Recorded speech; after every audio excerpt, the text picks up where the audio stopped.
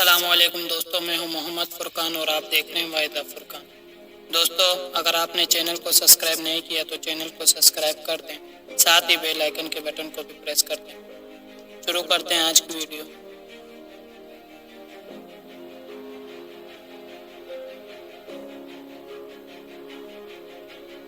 دوستوں، ہم تساہل کی اس بیماری کے باعث اپنے مقاصد حاصل نہیں کر سکتے، نہ آخرت کی تیاری کرتے ہیں اور نہ دنیا بناتے ہیں۔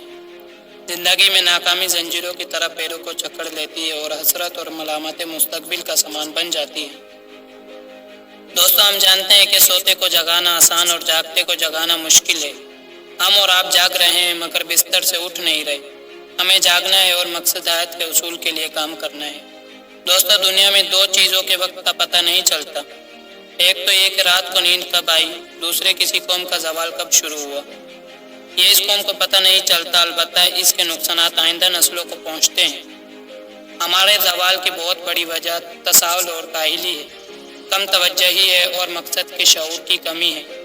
نتیجہ یہ ہے کہ گھر کے معاملات سے لے کر قومی معاملات تک میں الجھاؤ ہے۔ منٹوں کے کام مہینوں میں بھی نہیں ہوتے اور ہم خوار ہو کر رہ گئے ہیں۔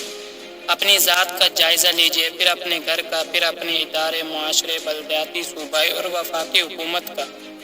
ہر سطح پر ہمیں اور آپ کو تساہل اور سست روی کا سامنا ہے۔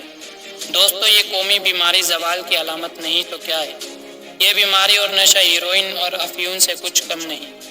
سونامی کا طوفان تو سمندر کے اندر سے اٹھ کر ساحلی علاقوں کو تباہ کرتا ہے، لیکن سستی اور کاہلی کا سیلاب اور طوفان کسی دریا اور سمندر کا محتاج نہیں ہے۔